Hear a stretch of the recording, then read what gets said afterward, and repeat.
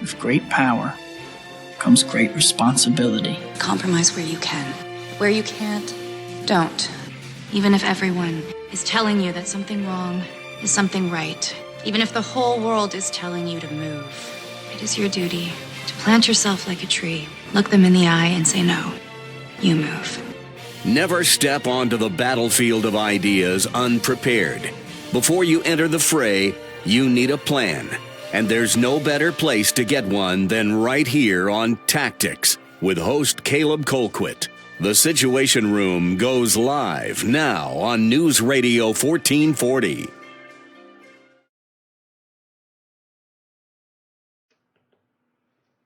And welcome in, everybody. Thank you so much for being with us on this Monday.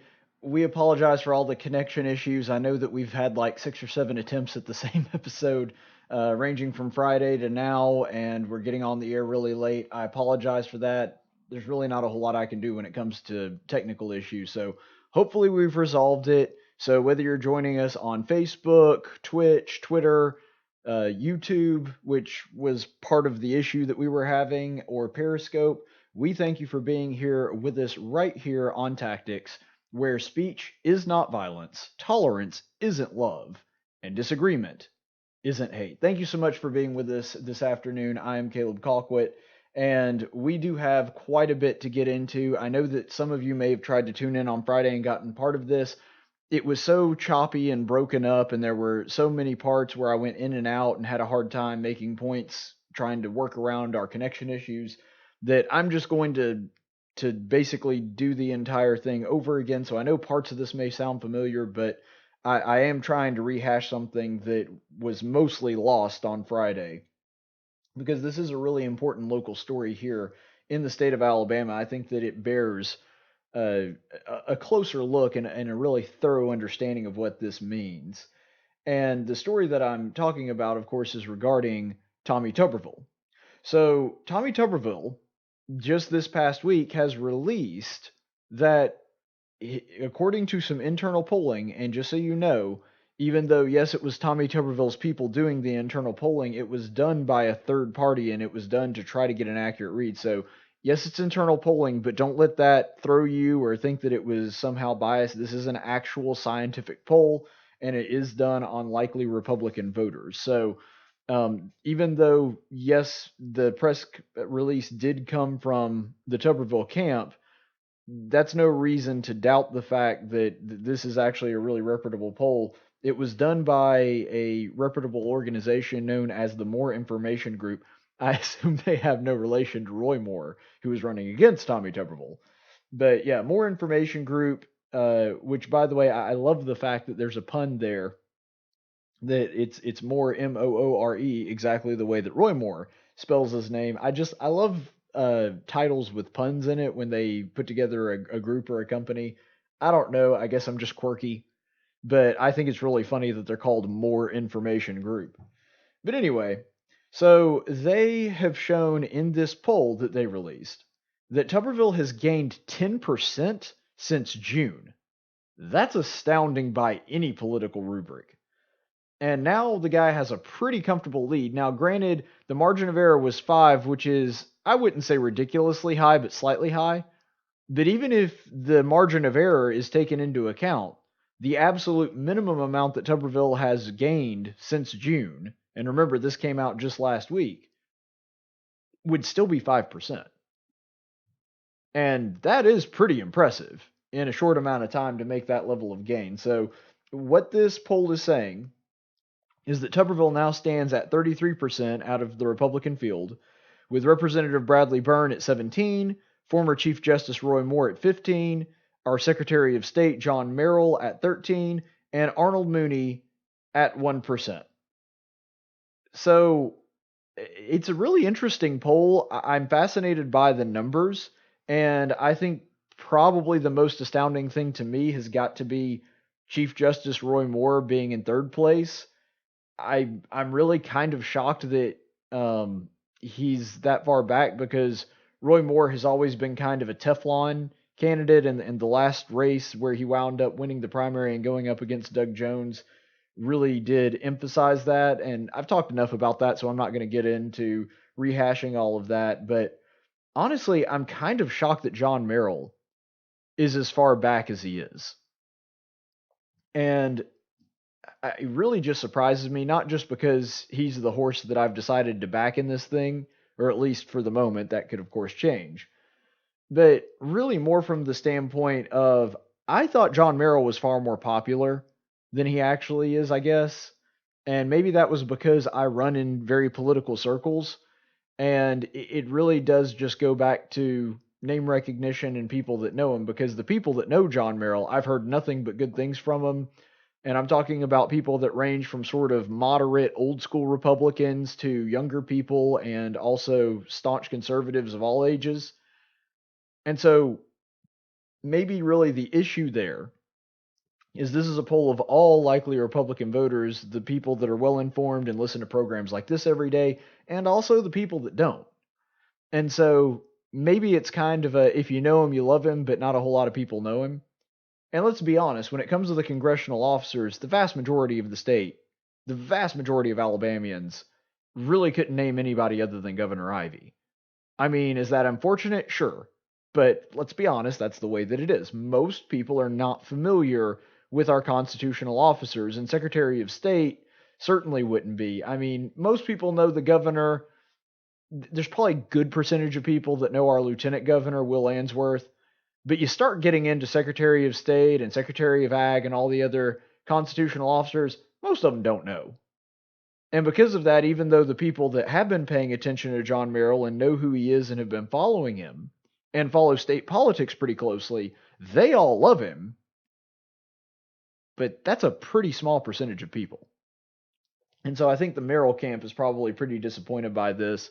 There's been other polls that showed him performing a little bit better, but we'll see where that kind of pans out. So a couple things that I think are big takeaways from this. Even though I'm sure that the Tuberville camp, I mean, gaining 10 points in just a little over a month, closer to 2 months, but not quite 2 months. Gaining 10 points in the polls in a crowded and what most people would consider a very talented Republican primary, because, I mean, you look at it, Roy Moore, even if you're not a big fan of him, you got to admit the guy is good at winning elections in the state of Alabama. I mean, he just is. He's got a lot of experience. You look at Representative Bradley Byrne. This is a guy that's been sitting in office in Washington. He's won his district before, never won a statewide election. But, you know, he's been around the political landscape for a while. And, of course, John Merrill and Arnold Mooney. I mean, these are guys that are seasoned, experienced. This is Tuberville's first race ever. And he still gained 10% in a little less than 2 months. I mean, that's impressive. Even if you don't like Tuberville, it's an impressive feat for him. However, I do think that it is possible that this may wind up hurting him more than helping him. And here's what I mean. If Bradley Byrne retained a comfortable second place position, not running away with the field, but doing, you know, about what he is right now, 2, 3, 4, 5 percentage points ahead of the third place guy, whomever that would have been, in this case, Roy Moore. Other polls may show somebody else.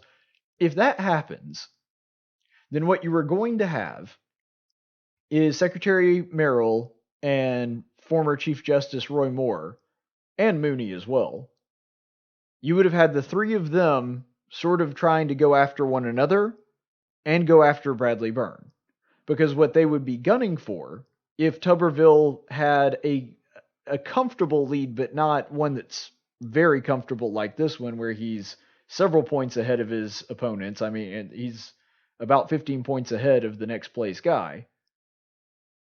If that's what's going on, then they're probably gunning for the number 2 guy because they want to get into that runoff. If it's very likely that a runoff is going to happen, that Tuberville does not get 50% of the vote, then what's probably going to happen is exactly the same thing that happened in the last Senate primary, which is because Mo Brooks was the second place guy, everybody went after Mo Brooks.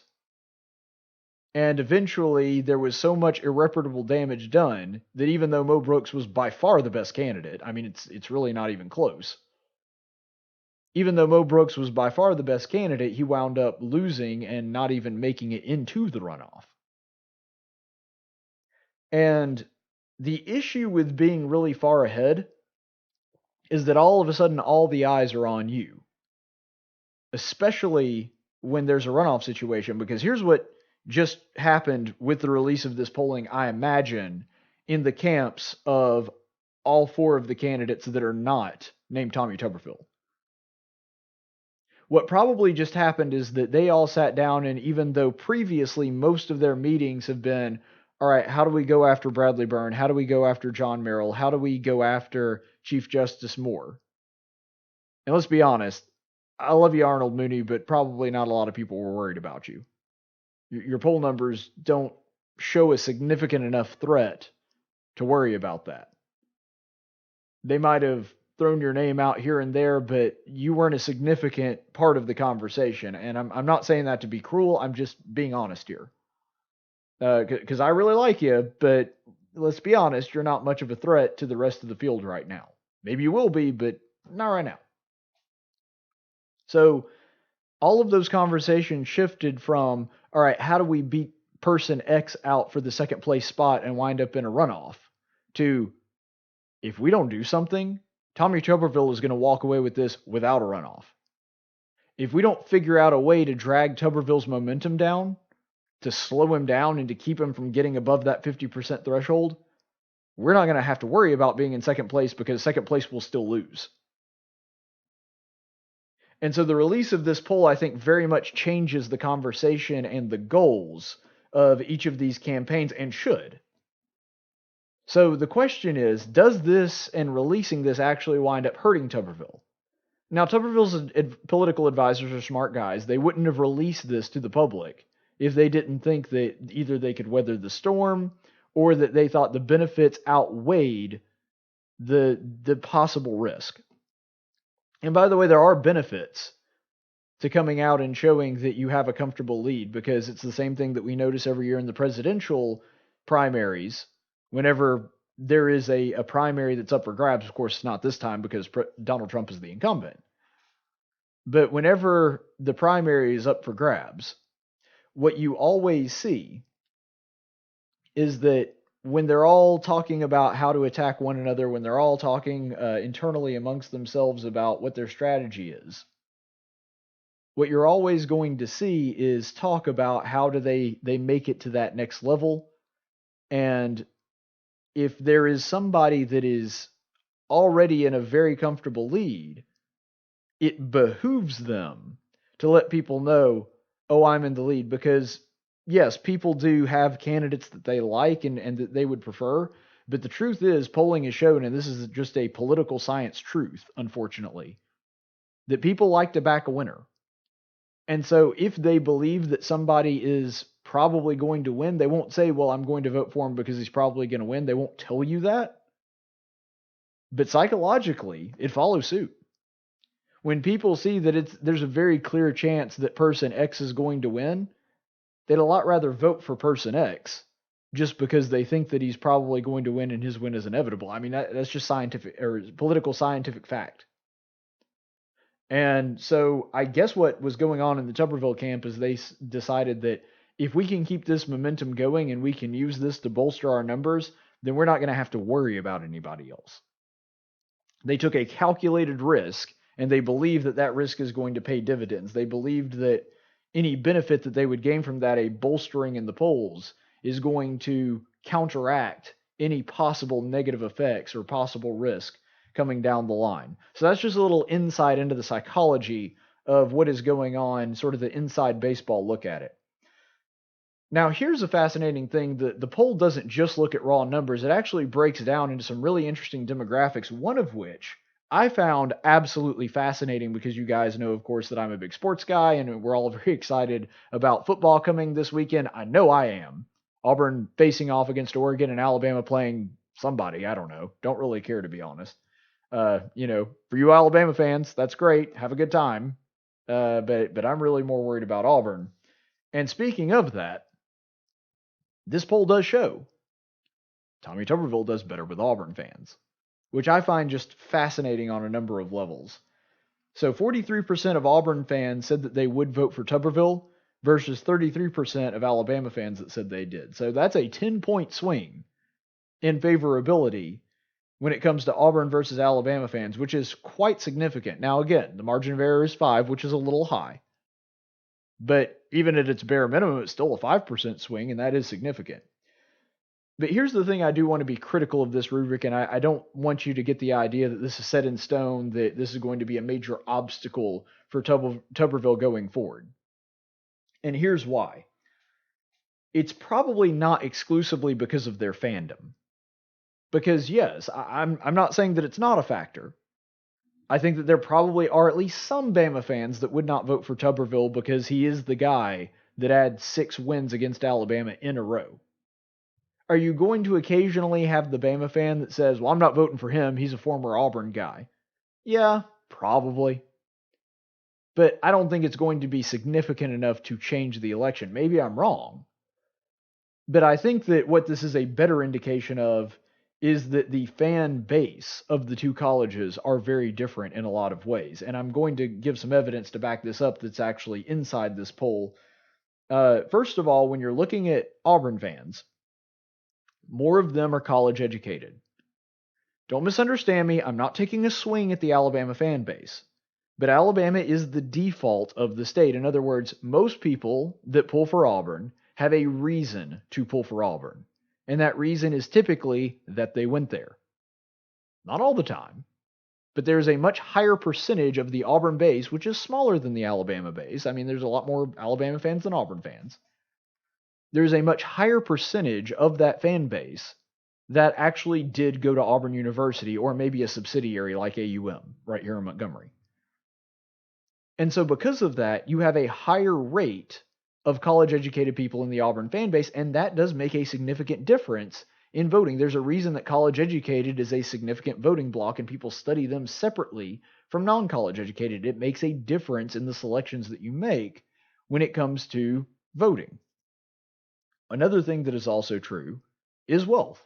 On average, Auburn fans tend to, because they are college-educated, and college-educated people tend to make more money, they tend to be a little bit wealthier as well. And also the area of the state that is closer to Auburn is wealthier than the area of the state that is closer to Tuscaloosa. Again, I'm not trying to bash anybody. I'm not trying to stereotype or paint with a broad brush. I'm just reflecting reality here that is a economic truth.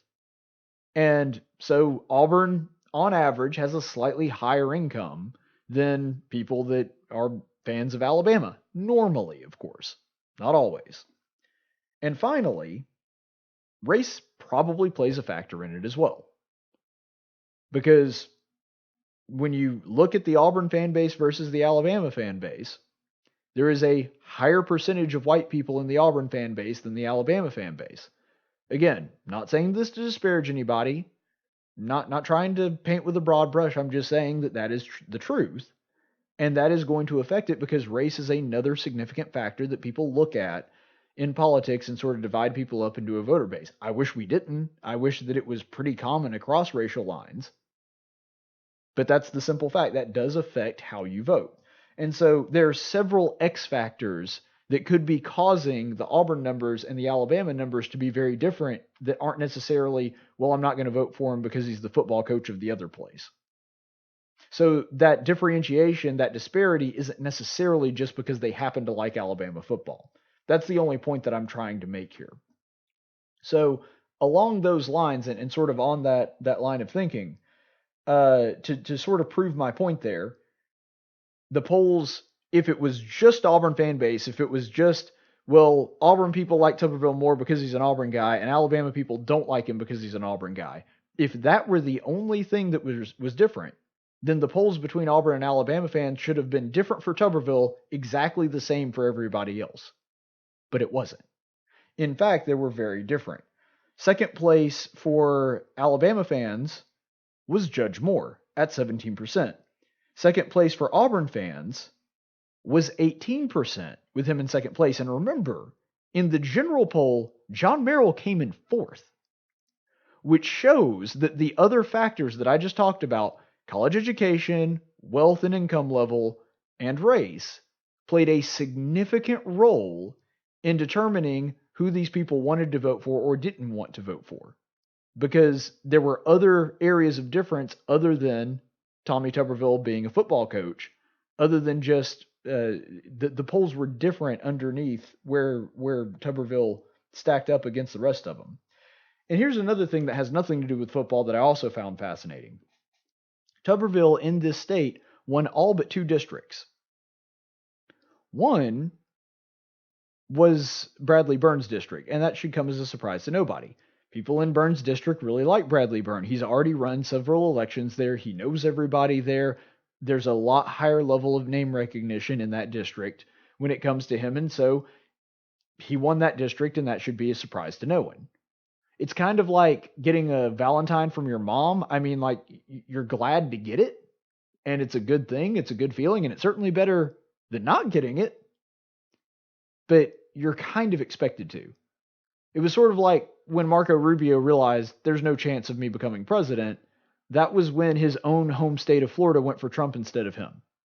And when that happened, Marco Rubio was like, yep, don't need to be in this anymore. Because he realized if he can't even win his own state, then he doesn't need to be in the race. And ironically, John Kasich. My favorite thing was that John Kasich won the Ohio primary and then acted like, oh, this is a sign that everything's turning around and I'm going to be the nominee. No, John Kasich. Again, it's like getting a Valentine from your mom. You're super glad that you got it, but you don't brag about it. Like, it's not a testament to how good you are that you won your home turf.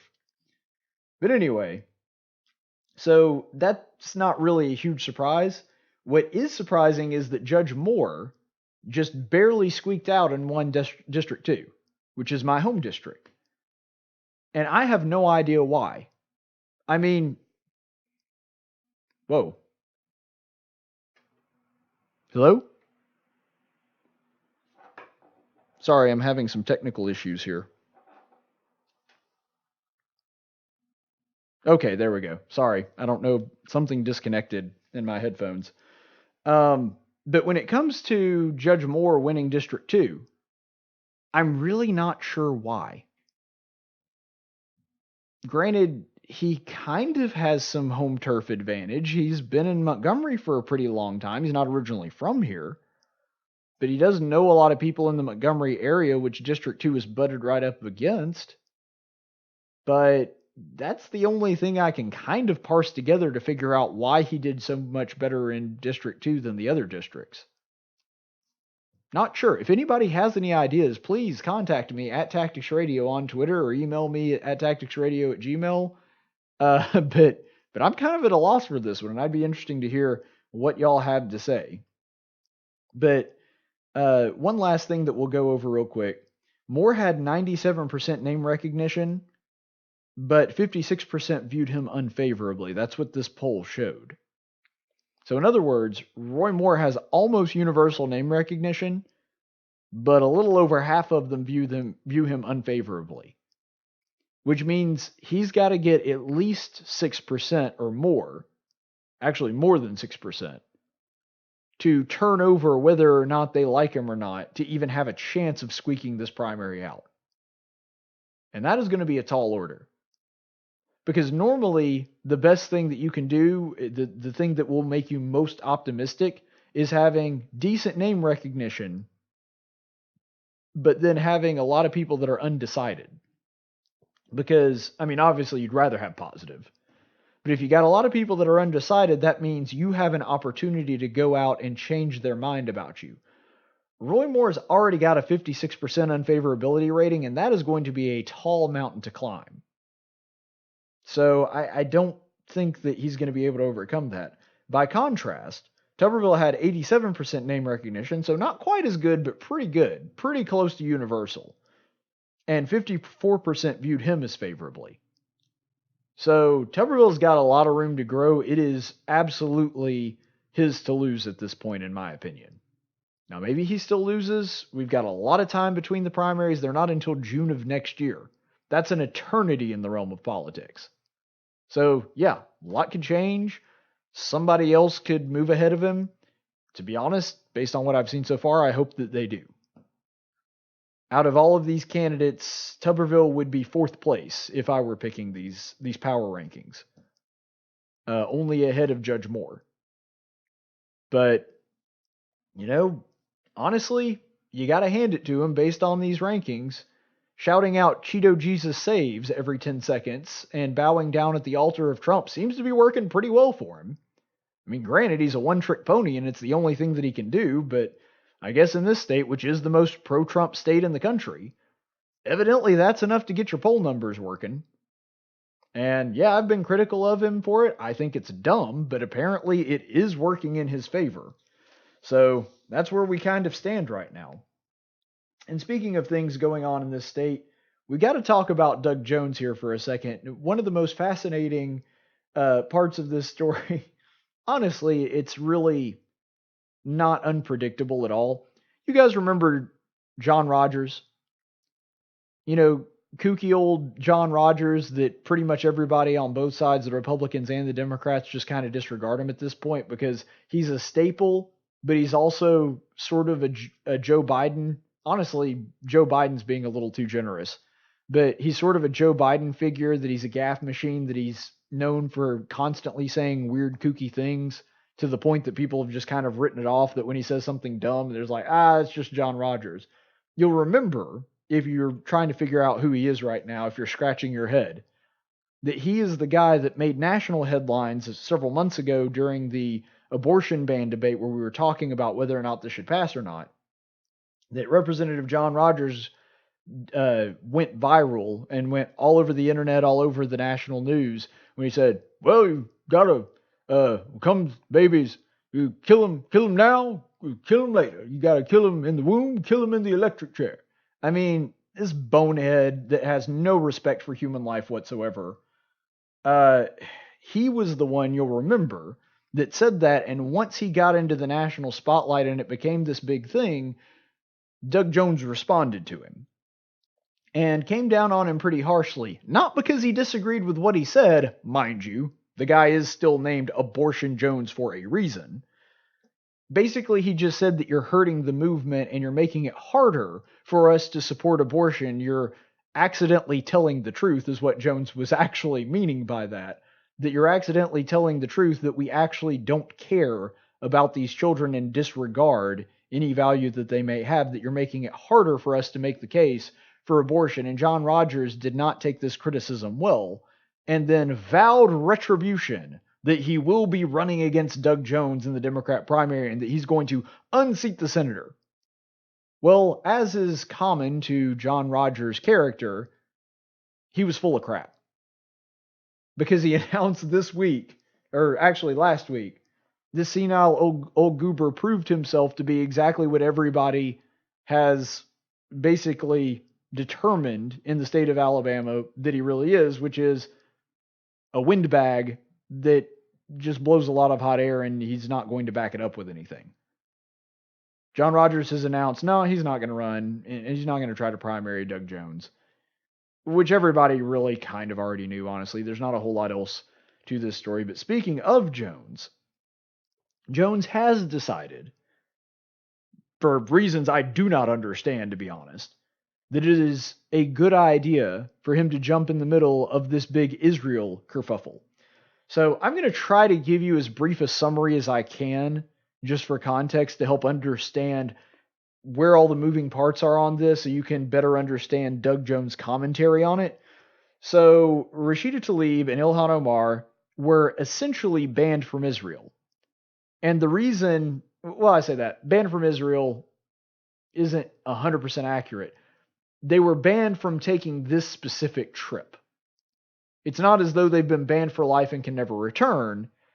They had planned a trip to Israel. Israel saw their itinerary and said, no. And we'll explain why here in just a second. So they and another congressman were going to Israel, and originally the trip was approved. But when Israel saw their schedule, which, by the way, this should be a pretty dead giveaway that their intentions were not to learn more about Israel or to get their side of the story. The actual title on their itinerary says that it is a tour of Palestine. In other words, they are asserting in their own schedule that they turned into Israel that Israel has no right to exist. I don't know that they weren't intentionally slapping Israel in the face to try to get them to not approve the itinerary, specifically so that they could make a media circus out of it. I would not put that past them in the least. But that's how this whole thing started. And the group that they were going with, which is part of the reason that Israel said, no, you are not going to do this. You're not going to come to our country and do this. The group is a group called MIFTA, which is a group that has published articles on their website about the blood libel. For those of you that are unfamiliar with the blood libel, it is an ancient smear that has been used against the Jews for centuries.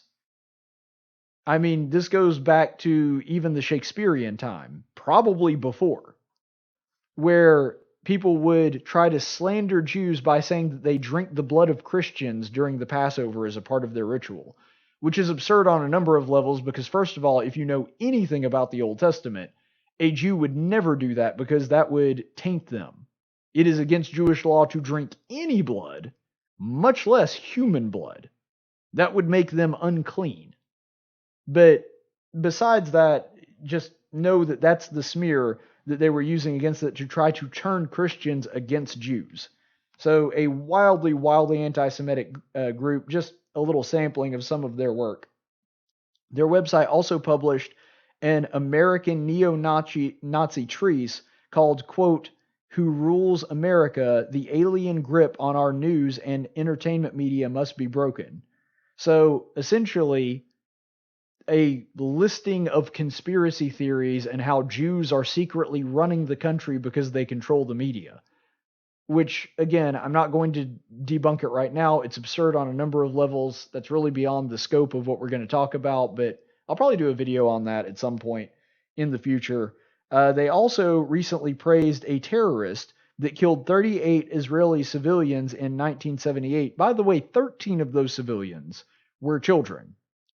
So this nutcase that actually bombed Israeli civilians and wound up killing 13 kids in the process, they upheld her as a hero and talked about her as though she was a martyr. And then they posted an article on their website entitled, quote, "Is Israel the only possible homeland for the Jews?" Basically suggesting that the Jews should find somewhere else to live. They should all pack up their bags and move somewhere else, and then that should be their homeland. They should just give Israel back to the Palestinians. And remember that this is the group that was putting the itinerary together, that was hosting them, that was going to be teaching them about Israel as they went on this tour throughout the nation of Israel. So with that, it's not real hard to see why Israel said, yeah, we're not going to allow you to use our country as the backdrop to try to suggest that our country ought not exist. In the same sense that if, let's just say back in World War II, that you had an awful bunch of Nazis, even before we were necessarily in the war, even if you're talking about the time that they were just at war with England and the Allied powers, that Germany said, yeah, America, is it cool if we send some people over there? And by the way, the group that's going to be leading them through the tour of America are going to be American Nazis. And we're just going to use that basically as a publicity stunt and use your country as the background to show how evil America is. America would be under no obligation whatsoever to allow that to happen and would be remiss if they did so and granted them visas to allow them to do so. But all of a sudden, and we understand that, but when Israel does it, all of a sudden they're racist and they're only trying to keep Tlaib and Omar out because they're Muslims and because they're Arabs. It's absurd on a number of levels. But to further prove this point and how insane this was a tweet that was actually issued forward by Ilhan Omar, where she said, "Let's be clear. The goal of our trip was to witness firsthand what is happening on the ground in Palestine and hear from stakeholders. Our job as members of Congress." Okay, first of all, it's not your job. But since we were unable to fulfill our role as legislatures, I am sharing what we would have seen. So a couple of things in that. First of all, No, Ilhan Omar, it is most assuredly not your job as a congressman to go to other countries and act as a diplomat or a dignitary and to tour around and tell us what you think about them. That's not anywhere. Look, got my Constitution right here. Can open it up to Article 1, the powers of Congress, Declaration of Independence. There we are. Yeah, not seeing that anywhere in the job description of a member of the House of Representatives. Got lots of important things in here. Establish uniform rule of naturalization, coin money, establish post offices and post roads, declare war, letters of marque. Lots of important things.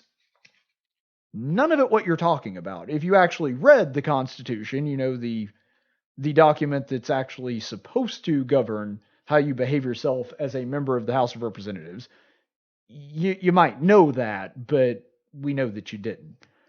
But second of all, and perhaps more importantly, I love that the tail end of that, let me tell you what we would have seen.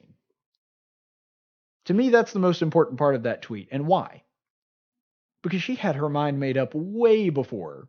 She didn't even go to Israel. This is before she would have left. Rashida Tlaib and Ilhan Omar, they already had their minds made up what they were going to see. It's exactly like when they went down to the border. AOC and Rashida Tlaib knew exactly what they were going to see before they ever got to the facility. They had it in their mind before they left. Okay, we need to figure out a way to A, make Donald Trump look bad, and B, make it look like Republicans are a bunch of evil child haters that are just throwing kids in cages and letting them starve to death and putting them in unsanitary conditions. And so because of that, they had a lens over their eyes the entire time they were down there and tried to figure out ways to make it look worse than it actually was. And when they came back with their report, they proved that. But this is an example of Ilhan Omar actually saying ahead of time, yeah, this is what we were going to see. Which proves Israel's point. They weren't going to learn anything. They were going to try to do the best that they could to paint Israel in a bad light. And to further understand this, Tlaib suggested that Israel hates her and was trying to keep her to see her grandmother. So let's go ahead and look at that tweet, and this explains that a little bit better too. Rashida Tlaib, my city, her nickname for her grandmother, my city wanted to pick figs with me. I broke down reading this and worry every single day after I won for my family's safety. My cousin was texting me which photo of Ilhan Omar and they should put on a welcome poster when I heard the news. I couldn't tell her. First thing that I find really odd about that, do you know of any poor, sweet old ladies that when they have a relative come, has a giant welcome poster with pictures on it printed up? That doesn't seem to fit her narrative of this little old lady being a peasant and struggle. That doesn't really fit with that. You don't. I've been to impoverished parts of this country and other countries, and I don't really see a whole lot of welcome posters for me or anyone else when that takes place. That seems to be more of a first world thing. So I'm guessing if they were planning this, that Rashida Tlaib's grandmother isn't exactly on the poor side, which is not a slam against her. It's just it kind of cuts against this narrative that she's tried to cast. But more importantly, when this happened, when she tweeted this out, you know what Israel's response was? Well, they're mean and evil and hateful and racist, and also hate Rashida Tlaib because she's a Muslim, so obviously what Israel did was say, yeah, sucks to be you, doesn't it? Except that's not what Israel did at all. Israel said, yeah, if you want to visit your grandma, come on. We don't have a problem with that. The issue was what you were going to do in Israel, not who you are, what you were planning on doing. You were actually working with a group that wants us to not exist as a nation. So no, we were not going to allow you to do that. But yeah, you want to visit your grandma? Come on. We don't have a problem with that. In response to this, This was what Rashida Tlaib responded with. Silencing me and treating me like a criminal is not what she wants from me, talking about her grandma. It would kill a piece of me. I have decided that visiting my grandmother under these oppressive conditions stands against everything I believe in, fighting against racism, oppression, and injustice. So Rashida Tlaib just confirming that this whole thing about visiting her grandma was a load of crap. Basically saying, you know what, I hate the Jews a lot more than I love my grandma. I don't really want to visit my grandma unless I get to also bash the Jews and bash Israel while I'm down there. It's so absurd. Tried to use this as a slam against Israel to show how mean and evil and heartless, and then Israel's like, yeah, you want to come see your grandma? We're fine with that. And then, no. Well, these are oppressive conditions, and my grandmother wouldn't want me to come visit her like that. Rashida Tlaib just proving Israel's point. And then this 90-year-old grandma came out and said, and I quote, Trump tells me I should be happy. Rashida is not coming. May God ruin him. You know, this explains an awful lot about why Rashida Tlaib is the way that she is. The reason that she can say to her very young son, you know what, we're going to impeach the rest of that quote. It really does explain an awful lot about Rashida Tlaib and the reason that she is the way that she is. If this is her family and this is the way that they behave, that she actually wants God to punish Donald Trump for saying that you should be glad that your granddaughter's not coming. Now, granted, wasn't the nicest thing to say. Don't necessarily think that if I were in Trump's position, I would have said that.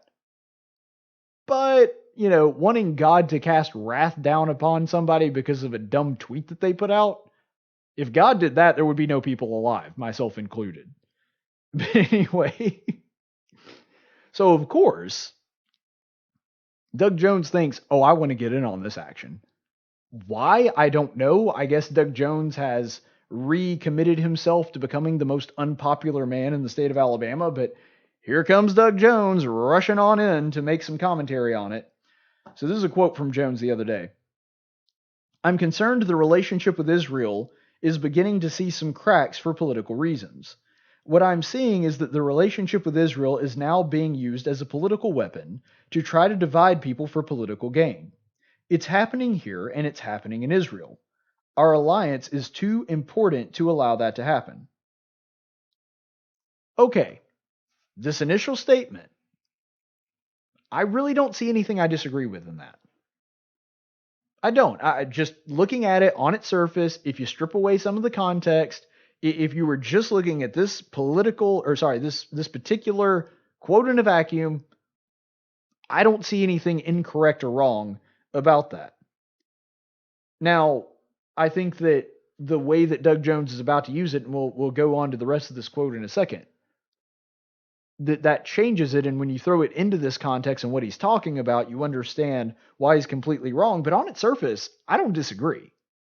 I mean, when you have Benjamin Netanyahu, the prime minister of one of our most important allies, come to Congress to address them, and then every single Democrat says, nope, we're not going to go, and we're going to stand there protesting. We're actually going to make it a point not to go just because we don't want to hear from Benjamin Netanyahu.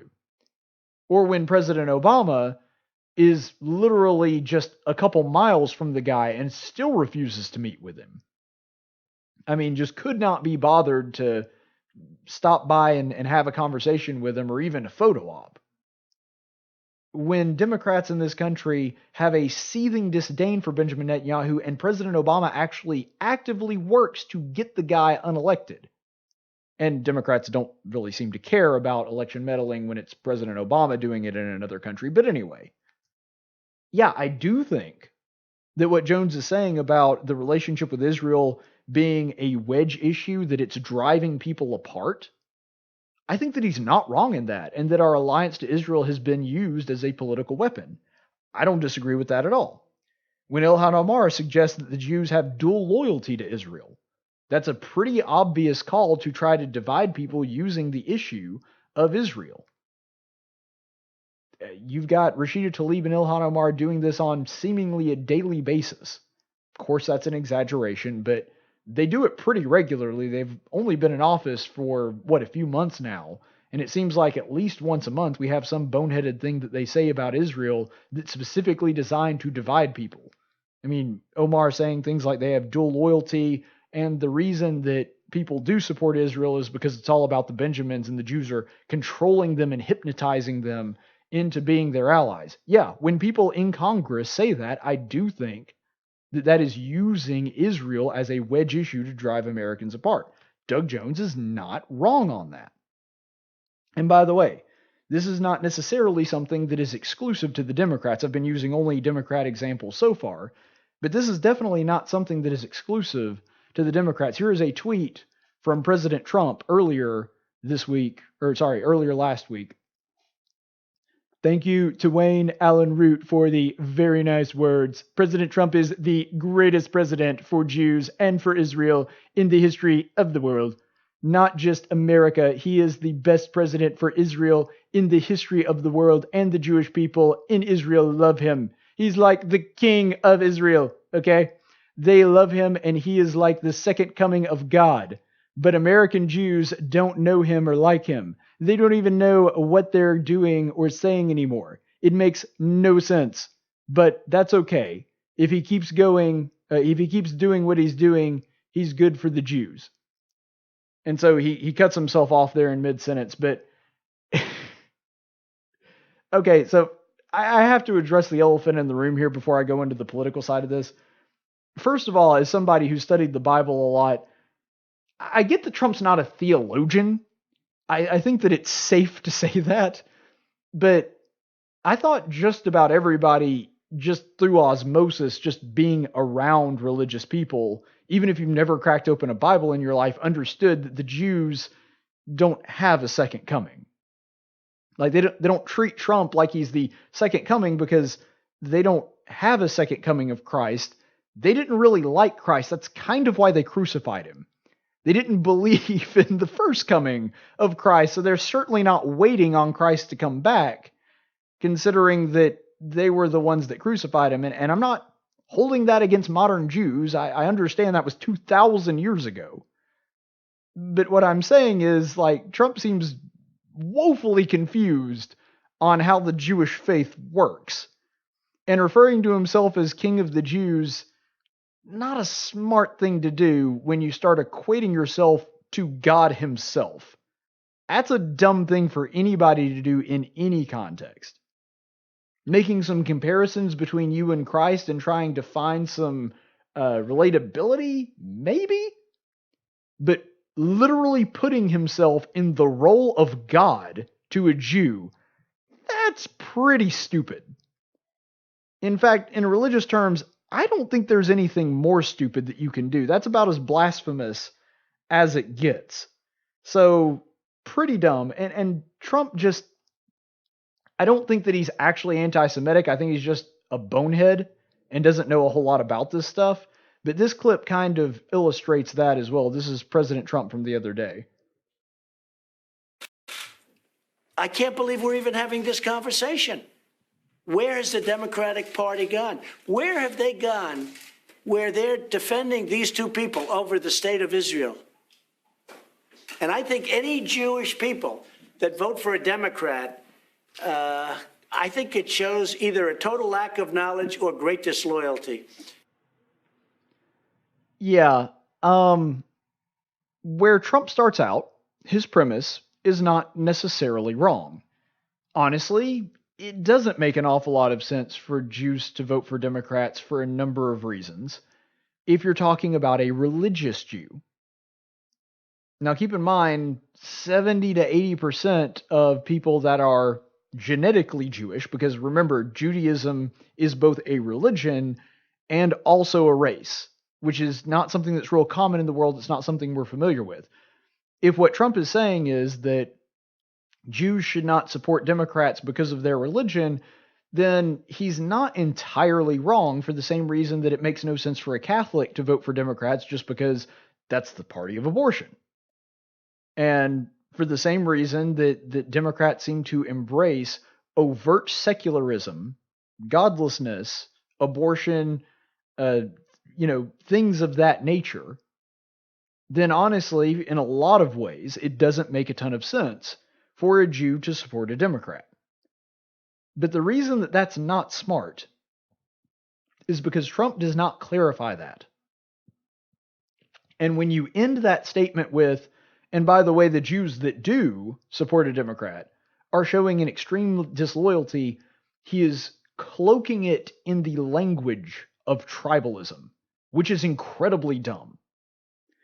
It's the same thing that happens all the time on the left, where, and unfortunately it's become more and more common, where they say, black people that don't vote for Republicans, that do vote for Republicans, that don't vote for Democrats, they're not really being loyal. They're not real black people. I can't tell you the number of times I've heard people refer to Herman Cain or David Webb or Thomas Sowell or Judge Clarence Thomas, any of those prominent black conservatives on the right, that they're not real black people. They're Oreos, or they're really white people, or they're Uncle Toms, whatever slur you want to use against them.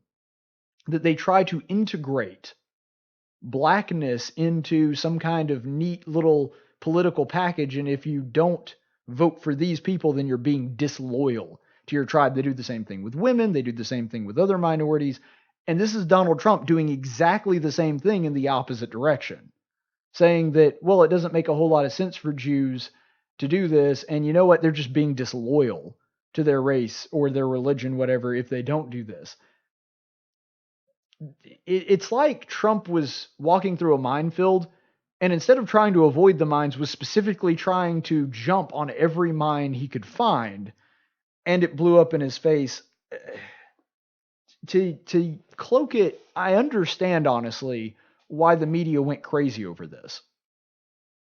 And it really does kind of illustrate Doug Jones' point that on both sides of the issue, there are people that are trying to use Israel and Jews as a whole as a wedge issue to try to drive Americans apart. That's exactly what Trump was doing there. Saying that, you know what, none of you Jews should be voting for Democrats. You should only be voting for me. You should only be voting for Trump. You should only be voting for Republicans. And anyone that's not doing that, you're a traitor to your people. Oh my gosh, that is littered with landmines. And Trump stepped on all of them. And I totally understand why people see this as anti-Semitic. Now, personally, I don't think that he meant it that way. I think he's woefully ignorant when it comes to theology, Christianity, Judaism, whatever. And because of that, and because he's very imprecise in his language, he said something incredibly dumb.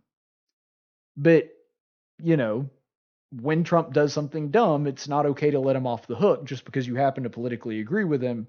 And so I don't think that it was incorrect for people to be critical. And so, yes, Jones does have a point. Both sides are using Israel and Judaism itself as a club against the other side, and it's not good and it's not healthy.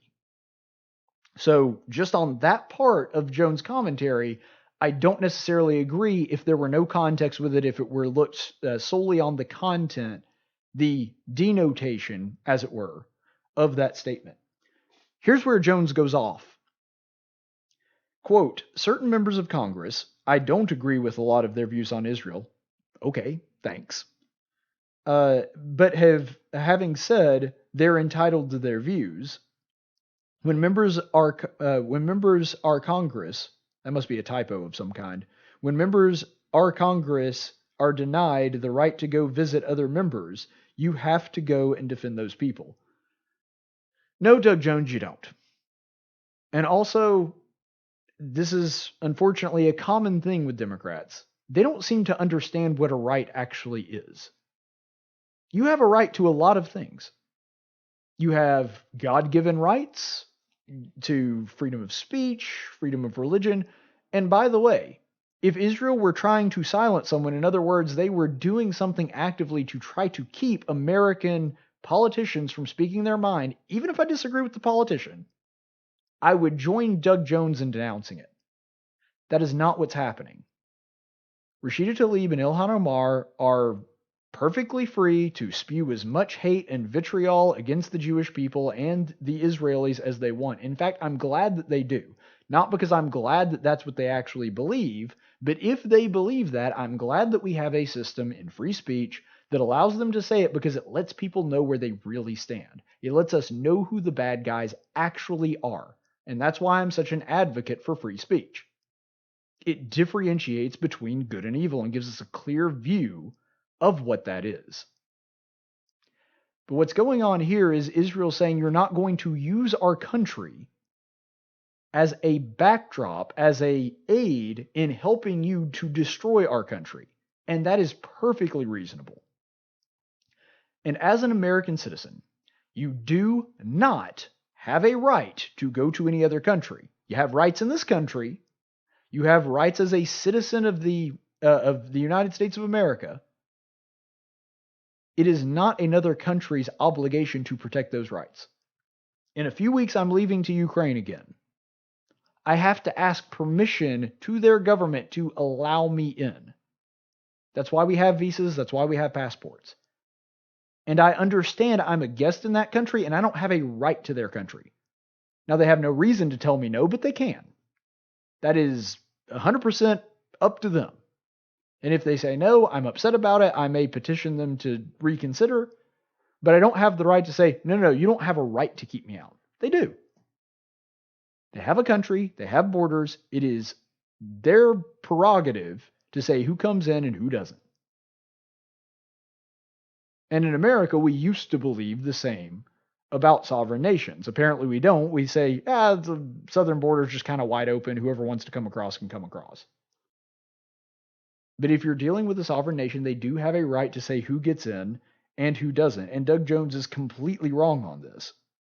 The first half of that, where he's saying, I disagree with some of the things that they're saying, they have a right to say it, that's a completely different conversation than, well, Israel is denying their human rights by saying they're not allowed to come and visit. No, it's not a congressperson's job to do that, and they do not have special rights. They are not entitled to go to another country specifically to advocate for groups that help fund and run cover for media coverage in favor of terrorists that want to destroy them. That is not Israel's obligation. But again, I guess this is just one more example of Jones' campaign to become the most unpopular man in the state of Alabama, and so far, it seems to be working pretty well. And to that point, Jones actually has another headline. So Jones has been in the news a lot this weekend. Infighting in Alabama's Democrat Party is continuing to roll on. So in the Democrat Party, this has largely happened at Doug Jones' behest. So we've talked about this a couple times beforehand, and even more of this sort of came to a head and came to its epic conclusion, as it were, this particular week. So largely at Jones' behest, the DNC committee voted to recommend stripping Alabama Democrat Party Chair Nancy Worley and Vice Chair Randy Kelly. And Worley has suggested that this was because Jones himself was unhappy with the previous election, which probably isn't untrue. It's hard to really attribute motive here. I can't get inside Doug Jones' head, but I don't think that's an incorrect assessment. Doug Jones has a lot of power now. He has a lot of influence in the Democrat Party, at least in the state of Alabama, and so that's really not completely out of left field to suggest that. And this is how Worley put it. The problem is, if we had not won that election, there never would have been a challenge. And so it all had to do with who won and who was mad because we've won. So again, that's Worley just suggesting that, well, Jones is butthurt, essentially, that we won the election, and because he didn't like the way the election went, he's trying to undermine the will of those in the Democrat Party and trying to get us ousted. Which is not a terrible argument, but it's not terribly creative either. I mean, pretty much everybody that has been kicked out of office for any reason, the first thing that they say is, well, there are really powerful people that are trying to undermine the will of the people because, of course, I won the election fair and square. And that's the reason that they're trying to knock me out of office or get me out of power. So I don't know if it's accurate or not. It seems to me to be at least plausible. But whether it is or not, it's not a very creative line of attack on Doug Jones. But The second part of this, Nancy Worley also said, you're going to be burning in hell for taking away people's voting rights. Yeah, again, theological inaccuracies have abounded on this particular episode, but you can see the passion and the vitriol there, that the infighting in the Democrat Party, at least here in the state of Alabama, has already reached a fever pitch, and there is a power struggle going on of epic proportions. Doug Jones kind of wants to be the head of the Democrat Party here in Alabama, and the people that are in charge of the Democrat Party in Alabama, they are pushing back and trying to say that Jones shouldn't have this level of influence. And by the way, if you look at that last line where she said that you're going to be burning in hell for taking away people's voting rights, he wasn't removing people's voting rights. He may have disliked the way that the people voted, but even if you believe that that was the motive, that he just, I don't like those people, I'd rather someone else get in power, so I'm just going to ignore the election and try to get them thrown out anyway until we can keep people that I like in. Even if you believe that narrative, and I don't know how true it is or not, I don't know what Jones' motive is, but even if that happens to be true, that's not taking away a person's voting rights. They voted, and then there was an ouster by the National Democrat Party. That's not the same thing as removing a person's voting rights. But the reason that line is significant is that it seems to reflect a sentiment in an open letter by Democrat Party Secretary Val Bright. You'll remember we read this on the air earlier. We read, I think, the entirety of this letter. This is just an excerpt from it. Although blacks have been faithful to the Democrat Party and are largely responsible for electing Doug Jones and any white seeking office in this state, once elected on the back of blacks, the urgency to remove black leadership begins. So, pretty strongly worded, and not even implying, but stating outright that Doug Jones just doesn't want black people in power, which is also interesting because Nancy Worley's not black, but essentially saying that the voice of blacks are being suppressed by Doug Jones, and that he's specifically trying to get them out because he wants only white people to be in power and only white people to have influence in the Democrat Party. And further in this letter, they said that the challenge to this, in other words, Doug Jones challenging the leadership of the Democrat Party, was, quote, a smokescreen to make it appear as though Jones and the DNC is not attacking his true target, blacks. I find this whole thing hilarious, to be perfectly honest. And I think I've said that before when news of this first broke.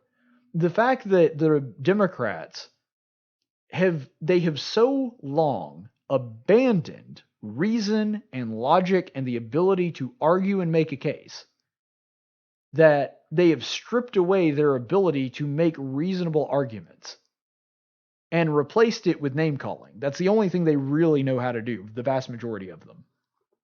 There's a few exceptions. But because they have gotten so used to that, and the only line of attack, they can't attack on policy or principle, so the only thing they've got left is to call everybody either a racist or a sexist or a homophobe or something.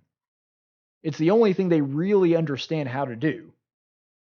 That because that's the only arrow seemingly left in their quiver, that whenever there is somebody that they don't like, in this case Doug Jones, even though he happens to be a Democrat, the only thing that they can fall back on is, yeah, he like totally hates black people and stuff. That's why he's doing this. That's the only line of it. This is the best that they could do, essentially, when it came to attacking Doug Jones. And Worley, in her new statement, seems to be reflecting that sentiment and trying to imply that she believes the same thing that Val Bright does by using this language.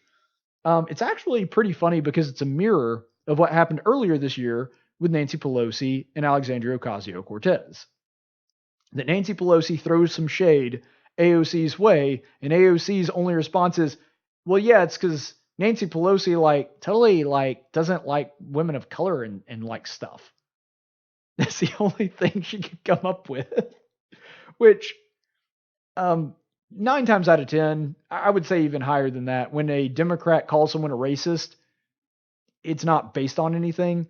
But it's especially funny that they've so robbed themselves of the ability to make intelligent, sound arguments that the only thing they know how to fall back on when they're attacking anyone, even somebody in their own party, is, well, they're just a racist.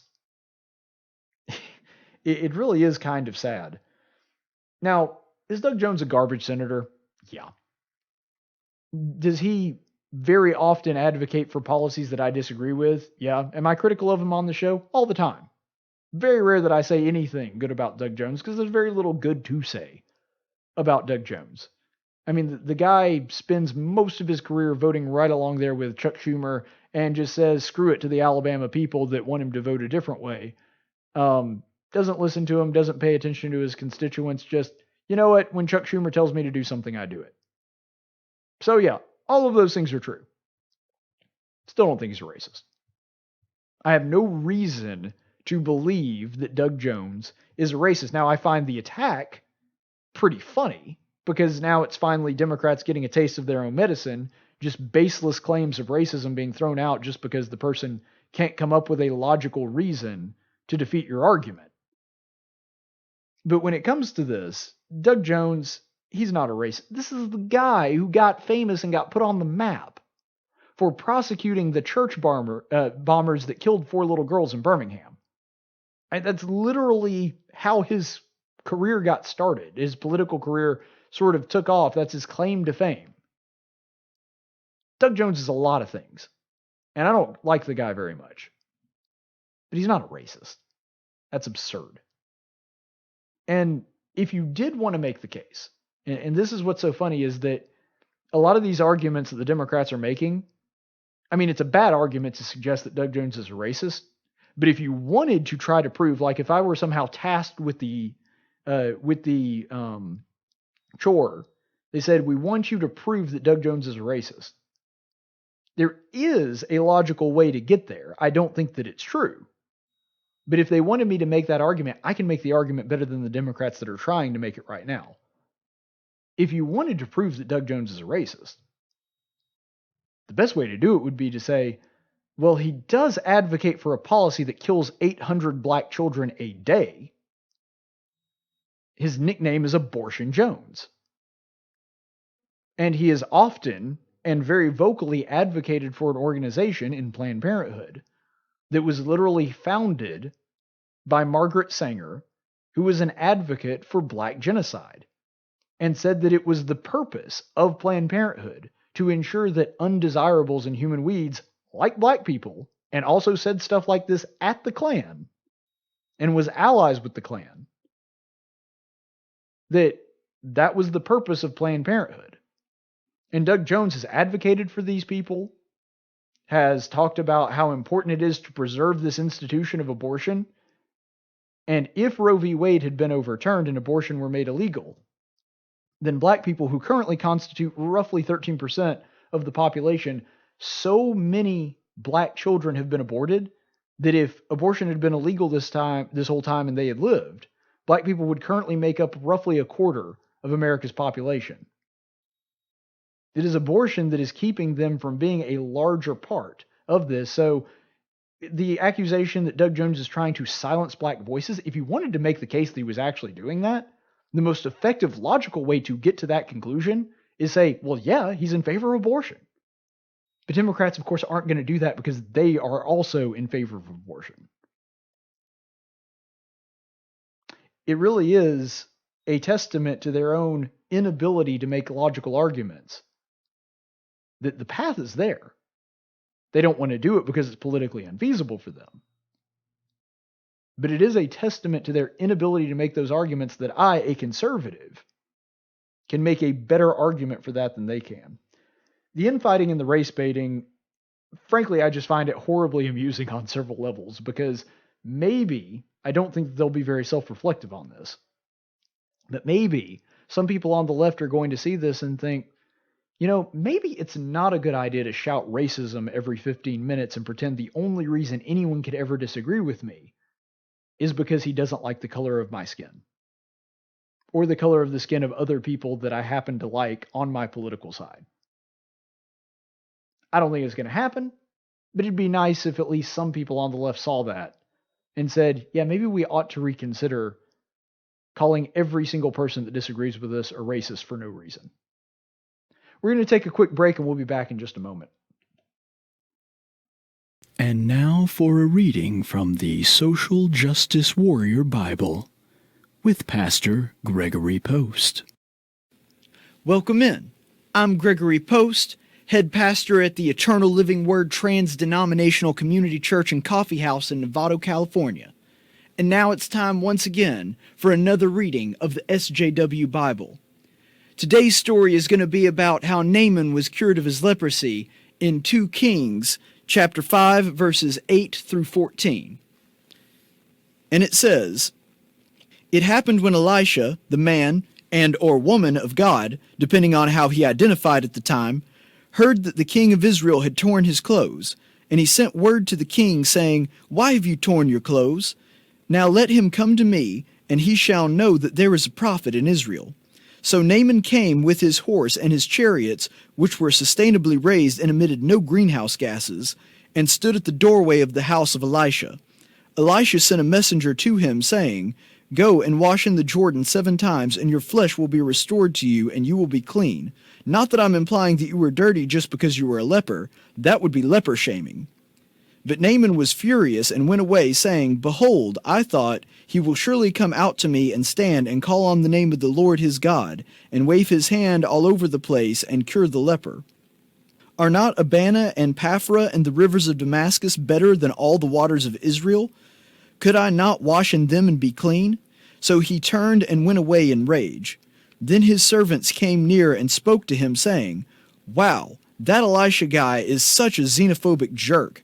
Where does he get off implying that the rivers in Israel are better than the rivers in our country? That nationalist jerk probably believes in Israeli exceptionalism too.'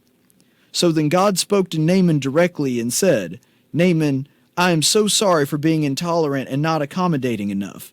I should never have asked you to have to go and do something to be cured.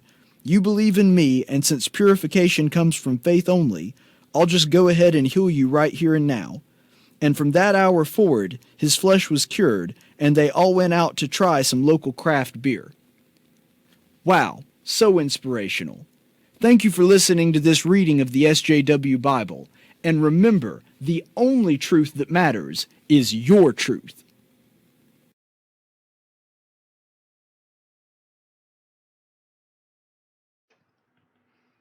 Well, welcome back, everybody. You know, in the news business, occasionally you have a story that completely changes by the time you're ready to present it. Today, my intended daily dose of stupid was going to be Sony Pictures.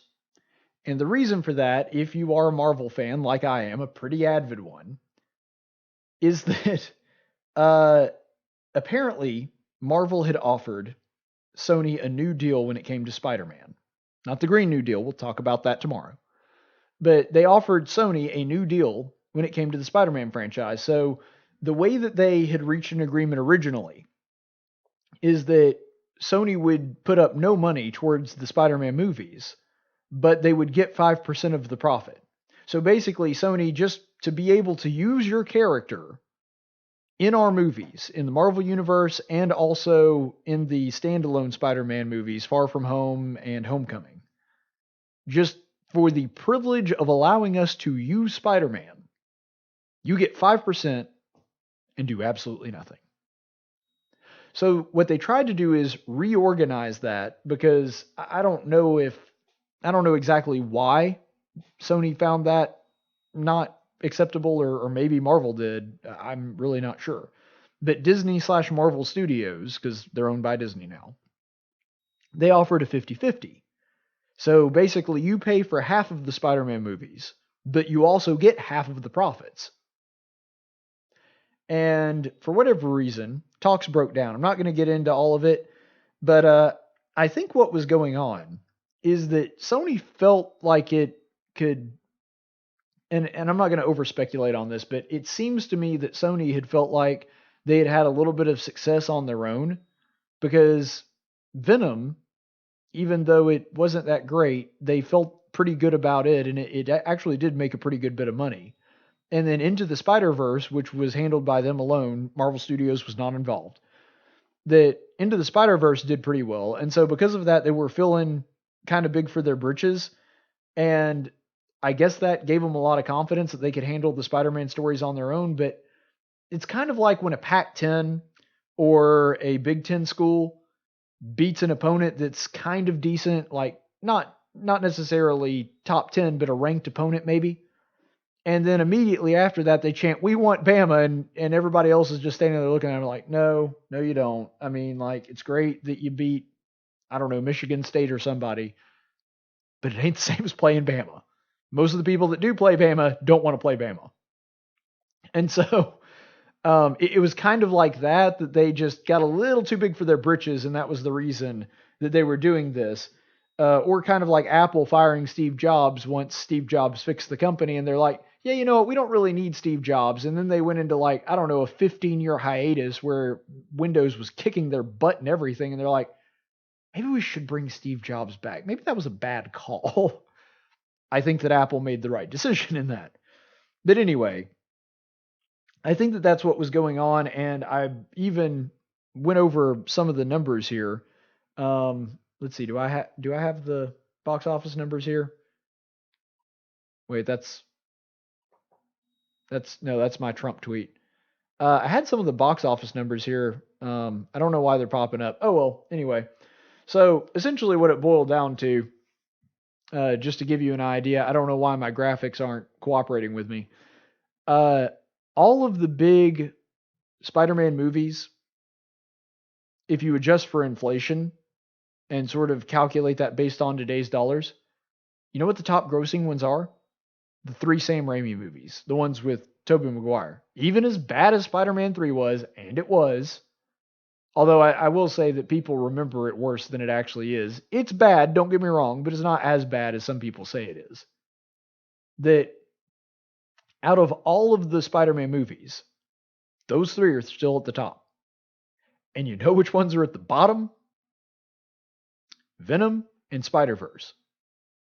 Now, don't get me wrong, Amazing Spider-Man 1 and 2, if you're looking at just how good a movie they were, so much worse than either of those two. I mean, Amazing Spider-Man series is hot garbage. And Sony should be ashamed of themselves for even inflicting that upon the world. That's how bad those movies are. It's so bad that even though Spider-Man is one of my all-time favorite heroes, definitely my favorite Marvel character, probably my favorite comic book character overall, even including Superman, that I didn't even want to go see Amazing Spider-Man 2 because of how horrible Spider-Man 1 was. Amazing Spider-Man, not the original one. The Andrew Garfield series. By the way, no offense to Andrew Garfield, I don't think that his acting was the problem there. But anyway, the two worst, in other words, the 2 Spider-Man movies that made the least were Spider-Verse and Venom. And so that's not really a good reason for Marvel to decide, yeah, we don't really need Marvel Studios anymore. I mean, sure, Far From Home and Homecoming were way more successful than anything we've done. But, nah, we don't really need Marvel Studios anymore. But here's the kicker. It turns out that Spider-Man's back in the MCU anyway. So even though I planned this whole thing and I was going to go on a whole spiel about how dumb Sony is, everything turned out for the better. And Spider-Man's back in. Tom Holland actually leaked this with Robert Downey Jr., even though, of course, well, actually, I shouldn't say that because maybe there's at least a handful. There's probably like 3 people left in the country that haven't seen Endgame, so I won't spoil it just yet. But anyway, they put out a post that confirmed that Spider-Man is going to continue to be a relevant part of the MCU. He's still going to have his own standalone movies, which are made by Marvel Studios. Marvel Studios is still going to be in the driver's seat, even though Sony's putting up some more money, apparently. The details of the deal haven't been released, but that seems to be what's going to happen. And then in turn, Spider-Man is still going to be portrayed in the Marvel Universe movies, and apparently in Phase 4 is going to be a very significant part of them, which makes sense, especially if you've seen Far From Home and sort of the role that he took on in that movie. But I think really that goes to show you, and I'm glad that I did it on a non-political story that, let's be honest, in the grand scheme of things, as much as I like the Marvel movies, doesn't really matter that much. I think it shows how human beings can overreact to things, can make them into a much bigger deal than they actually are. And I think that kind of my very reactionary way of doing that is a testament to that. But that being said, let's go to the actual Daily Dose of Stupid. That was stupid. I know it was stupid. Really stupid. Hey, I just said it was stupid. Today's Daily Dose of Stupid, and boy, this one is a doozy. This one goes to the CNN psychologist, or psychiatrist? Yeah, psychiatrist. So CNN, which has been the source of many Daily Doses of Stupid, had this guy on. He's a psychiatrist. He's a CNN contributor. And they had him on to help explain whether or not it would be, I guess, viable to expect Donald Trump to be impeached based on the questionable mental stability of the president. And this was the response that he gave. Well, I think that medicalizing politics has three very dire consequences. The first is that it stigmatizes the mentally ill. I've known thousands of patients. Almost all of them have been well-behaved, well-mannered, good people. Trump is none of these. Lumping the mentally ill with Trump is a terrible insult to the mentally ill, and they have enough problems and stigma as it is. The second issue is that calling Trump crazy hides the fact that we're crazy for having elected him, and even crazier for allowing his crazy policies to persist. Trump is as destructive a person in this century as Hitler, Stalin, and Mao were in the last century. He may be responsible for many more million deaths than they were. He needs to be contained, but he needs to be contained by attacking his policies, not his person. It's crazy for us to be destroying the climate our children will live in. It's crazy to be giving tax cuts to the rich that will add trillions of dollars to the debt our children will have to pay. It's crazy to be destroying our democracy by claiming that the press and the courts are the enemy of the people. We have to face these policies, not Trump's person. Now, it's absolutely impossible. You can bet the House that the Congress, that Pence, that the cabinet will never, ever remove Trump on grounds of mental unfitness. That will never happen. Discussing the issue in psychological name-calling terms distracts us from getting out the vote. All right, so a couple big takeaways from that. First of all, I do want you to notice that one of the absolute, I think only Jim Acosta would be worse at CNN than Brian Stelter. Brian Stelter, who is an absolute loon and constantly tries to mask his attacks as some form of objective journalism. When you spend 10 seconds watching the guy, you can tell he has a vitriol for Donald Trump specifically, but the right in general. Brian Stelter, who doesn't say anything about that, doesn't try to correct him, doesn't jump in at any point and say, well, now hold on, that may be overstating it a little bit. I'm not even saying you have to say, no, that's completely wrong. I disagree with you on every level. Just step in and say, yeah, the math doesn't back you up on that. Or just say, well, now let's not try to overstate it. This nut, what's his name? Dr. Francis, goes on there and suggests that Trump is worse than Hitler, Stalin, and Mao combined, that he is going to be responsible for more deaths in this century than the three of them were combined in the last century. Look, is Trump a dope? Yeah, sometimes he is. Not all the time. Sometimes he does some really weird, dopey things. Does he have a temper that is not beneficial? Yeah, I'd say that is an absolutely fair criticism.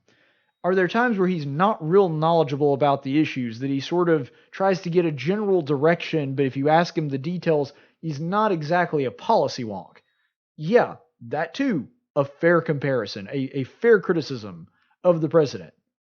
Saying that he's going to be responsible for more deaths than Hitler, Stalin, and Mao, that's so far outside the ballpark, you're not even in the same country as the ballpark anymore. That's way out there.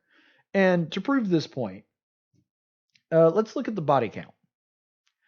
Adolf Hitler killed at least 11 million people in concentration camps, sentencing them to death. And that's just directly attributed to his actions. 6 million of them, of course, being Jews. And you could say, even though we're not going to count this in the body count, indirectly, because it was the Third Reich that started this whole World War II thing, that you could include all of them and say 70 to 80 million people were killed by Adolf Hitler. But even if you're not counting the war, even if you're just counting the policies within his own country and the countries that he had expanded Germany's territory to, it comes to 11 million people in the span of about 5 or 6 years, if you're looking at the whole of his reign in Germany. All right, Joseph Stalin, they don't really know, to be honest. The records have been so messed up and weren't kept properly because of the way that Stalin ran things. We'll never know exactly what Joseph Stalin's body count was, but we're thinking most experts agree probably 20 million-ish. Could be more, but if you lowball the expected or the guessed at figure, it's probably about 20 million for Joseph Stalin. 3 million of that 20 were in the span of about a year in the Holodomor in Ukraine. So you have to take that into account too. People always say, well, yeah, Stalin killed all those people, but he had a lot longer than Hitler, which is not unfair to say.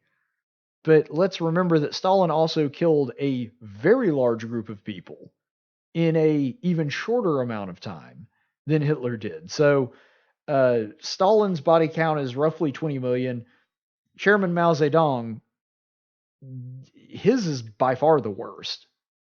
More so than the other two combined, probably. Because they put his body count at roughly 45 million. A lot of those in the Great Leap Forward, directly attributed to policies that he implemented during his reign. And basically, after they told him how many people had died from starvation after implementing his policies, he just kind of wrote it off as like, yeah, maybe not my best idea. I mean, these guys were inhuman monsters. And you bring that body count all together, that's at least 76 million people. Trump is a lot of things. There are a lot of things that you can be critical of the president on, and I think that they're fair criticisms. I've been pretty critical of him the past couple weeks because of how he's handled the whole tariffs thing, how he's sort of made a mess of how to handle the anti-Semitism coming from the other side. There's a lot of legitimate criticisms for the president. Saying that he's killed more than these three or will kill more than these three people when their body count currently stands at 76 million. I'm sorry, you're so far beyond the pale, I can't take you seriously at that point. If you want to say that there are some similarities in their styles, I think even that would be quite a stretch. I'd be willing to hear you out, but I don't think you're going to be able to prove that. But to say that he's going to be responsible for the same amount of deaths as those three dictators together, no thinking rational person should take you seriously after that. And to be honest, the way that Brian Stelter reacted to it, no logical rational person should take him seriously either after that. But here's the great irony in all of this, because this nutcase actually does believe that Donald Trump is going to be responsible for this much, this many deaths if allowed to stay in office. That's what he's saying here. You know what the great irony in all of that is, though? Those three people that he mentioned, Hitler, Stalin, Mao, what did all three oppose? What did all three have in common? Because they had differences, for sure. I mean, Stalin and Hitler were actually at war with each other. Russia betrayed Hitler and, sided with us for the latter part of World War II. So they certainly had differences, but you know what all three of those people had in common? They opposed capitalism, free markets, all of that. They opposed religion. They were all three devoted secularists, and they drew their inspiration from the writings of Karl Marx. They all embraced socialism, hated capitalism, wanted to do everything to control the economy from central planning and dictate out to the people what they were and were not going to do. And that's what they spent their careers. That is their legacy, to destroy capitalism and to destroy religion. And what is the left doing right now? What are they advocating for? On a day-to-day basis, they're not openly opposing religion yet, but actually neither did, at the very least, Stalin and Hitler to begin with. They certainly did later when it came to religion. But right now, just about everybody of relevance on the left is saying capitalism is wrong, capitalism is broken, we have to get away from that system and move to something else. Now, that varies a little bit based on which Democrat you're asking. But what I find so ironic about this is, for all of Donald Trump's shortcomings, and there are many, this guy is saying he's exactly like Stalin, Hitler, and Mao all rolled into one, and it's going to be even worse. Yet, do you know why their body count was that way? Do you know why they were able to rack up that many kills? Because they believed in centralized planning, opposed capitalism, and wanted religion out.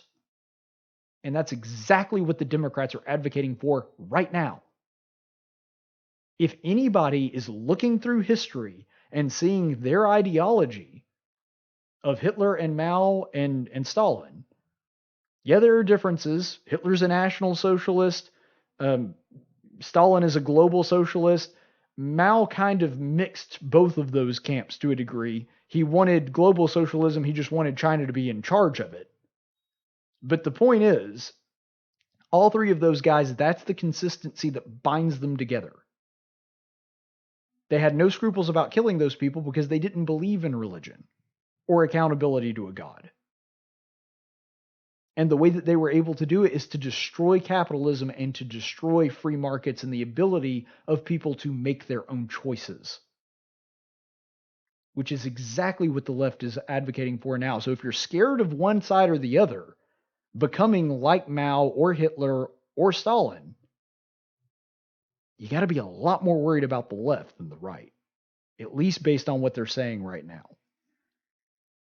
And this crackpot that gets on and goes after Trump in this ridiculous way, he even admits at the end, this is just a political game to him. The only reason that I'm bringing this up, the only reason that I'm saying these things is to rally votes. He's saying all that we're doing here is we're distracting from getting out the vote. So he's essentially admitting he's throwing all professionalism out the window, all objectivity out the window, because the only thing that's important is we get out the votes. This is only done as political gamesmanship on his side, and he's admitting to that on the air. However, there is one thing that he is right about. Ultimately, our elected officials are a reflection of the American people. Whether we want to admit it or not, as much as we complain about them, and Lord knows that I do. Ultimately, if we have a problem with our elected officials, we have to look in the mirror. They are a reflection on where America is collectively and the things that we believe. The reason that you have an AOC is because there's an awful lot of people in her district that think like she does. The reason that you have a Trump is because there are a lot of people in the country that think like he does. Love him or hate him, no matter what side you're on, ultimately your representatives do reflect who you are. And that should terrify us. That point he's right on. But the reason that this is allowed to go on, the reason that Brian Stelter and CNN don't immediately try to backtrack and say, well, now hold on, we may not like Trump very much, but he's not Stalin, Mao, or Hitler, is because to them, first of all, truth doesn't matter. CNN can try to say facts first, and an apple is an apple and all that stuff, but it's crap like this that shows that they don't mean it. But secondly, the reason that this is allowed to persist is that it doesn't matter how ridiculous, how insane, how divisive, how absurd your point or your argument is, as long as it is directed as an attack against Trump, it's acceptable. Anything that can be used to bring down Trump, we're okay with that. In other words, the end justifies the means.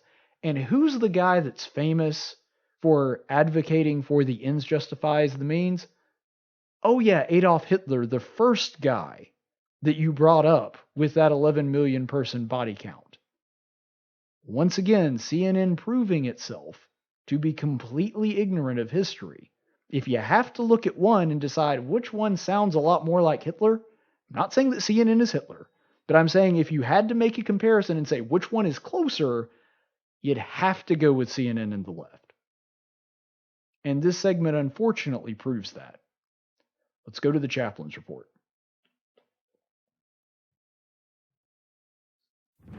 In 1775, the Continental Congress created the Chaplain Corps. Under the command of General George Washington, each soldier was required to attend worship service every Sunday. While other armies advanced on their feet, Washington's troops advanced on their knees. It's time for the Chaplain's Report with Caleb Colquitt on tactics. Chaplain's report today, honestly, it's going to get a little more personal than I'm normally comfortable with, but I think that it's important. It's going to be a little different today, and you probably noticed that I'm not wearing my usual plaid or dress shirt or whatever else I normally wear. I am wearing a t-shirt today, and it's not Friday, which is a little different. If you've been watching my show, you know I don't normally do that. The reason for that is because this shirt was made for me by a friend who helped raise money for my cancer fund, using the shirt, selling it to people so that they could use the proceeds to donate to my cancer fund. So for those of you who don't know or are kind of new to the program, I am a survivor of testicular cancer, and I've been in remission since February. So the reason that today's an important day is that 2 years ago was the day that I found out that I had cancer. I was really terrified. I went in, that was the last thing that I was expecting to be diagnosed with when I went into the ER. And they told me what the verdict was. So this is the day that I had cancer. And by the way, just so you know, I do celebrate the day that I was declared cancer-free as well. I know this seems odd, but I actually also celebrate the day that I was told I have cancer. And I know people find that kind of bizarre, but I'm going to tell you why. I think the best way to illustrate this is through Scripture. So we'll go ahead and dive right into the Gospel of Mark 7:32 through 37. They brought to him, talking about Jesus here, they brought to him one who was deaf and spoke with difficulty, and they implored him to lay his hand on him. Jesus took him aside from the crowd by himself and put his fingers into his ears, and after spitting, he touched his tongue with the saliva. And looking up to heaven, with a deep sigh, he said to him, Epaphia, that is, be opened. And his ears were opened, and the impediment of his tongue was removed. And he began speaking plainly, and he gave them orders not to tell anyone. But the more he ordered them, the more widely they continued to proclaim it. They were utterly astonished, saying, He has done all things well. He makes even the deaf to hear and the mute to speak.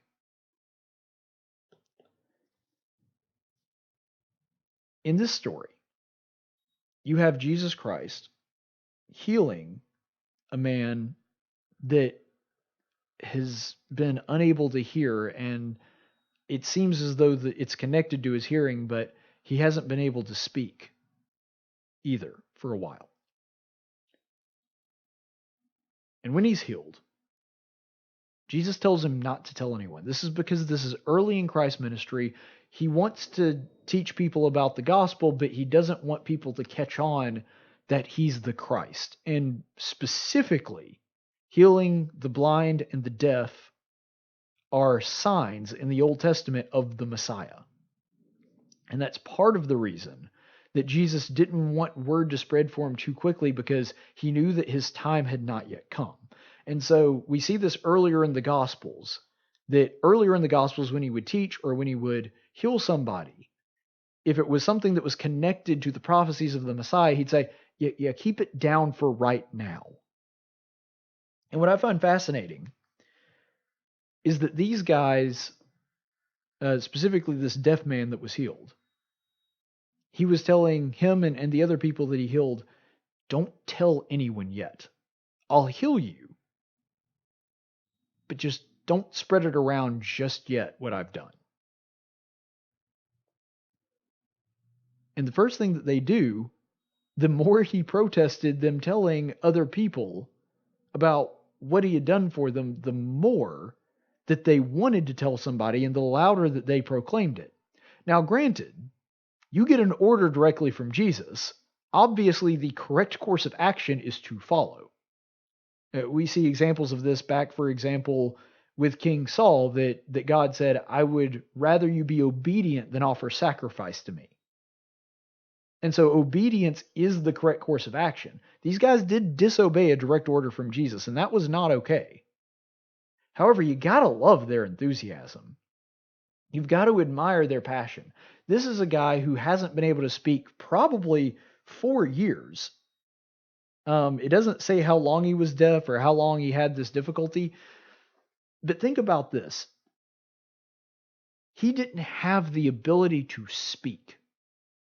And we don't know much about his family life. Maybe he didn't have a wife or kids. But you would think that somebody in that position, the first thing that they would do is go to their loved ones and say, I love you, and communicate that thing that they had been unable to do. Remember, this is way before sign language. Communication was not nearly as easy back then if you were a deaf person as it is now. And what do they choose to do with this gift? What's the first thing that they do? They proclaim what Jesus has done for them. That's what's on their mind. That's what they want to do. You gotta love that enthusiasm. And it actually explains why I celebrate the day that I got cancer as well as the day that I was cured of it. You know, I hated having cancer and chemo. I think any sane, rational person does. There were mornings where I'd wake up and the first thing I would do is puke my guts out because I was under the influence of chemo, and that's typically what happens. Granted, I had a lot less side effects than a lot of the people that were on different forms of it, but it was not a pleasant experience by any stretch of the imagination. So it's not that I'm celebrating that I went through that experience. If I had to be asked, would you go through it again? I'd say, heck no, not if I could avoid it. But what's important to note here, I think you have to look at it as a cost versus benefit analysis. And me being kind of a data guy, I tend to do that. So I'll let you know what I lost. First of all, as you can see pretty clearly from your camera, I lost my hair. Granted, a lot of it is grown back, but I mean everything down to the eyelashes. I had nothing. You'd be surprised how much stuff gets in your eye when you don't have eyelashes. I mean, all of it was gone. I was basically smooth from head to toe. So I lost that. In a lot of ways, I lost my body. Because now I have scars and places where it hurts to this day because of my surgeries. And I got really fat on chemo because I couldn't stomach not having food in my stomach. The reason that like I just said, I would throw up in the morning is because I hadn't eaten anything. And so whenever I was hungry, that's when I would get sick. And because of that, I snacked all the time. I gained like 30, almost 40 pounds. And I've taken some of it off, but some of it's still there. And I may never get back to the way that I was beforehand. I was actually in pretty good shape before the chemo took place. I lost my independence. I was somebody that, I mean, being a young guy like I was, unattached, single, that kind of thing, I just got up and went places. didn't think much about it. You didn't do that when you were on chemo. I had to let people know where I was in case of emergencies. I had to make sure that there were people around me that could help me if something happened. I missed out on a lot of stuff. Parties, social events, couldn't do it anymore just because I was too sick. Even had to miss several times at church. I'd watch the service online, but it's not the same.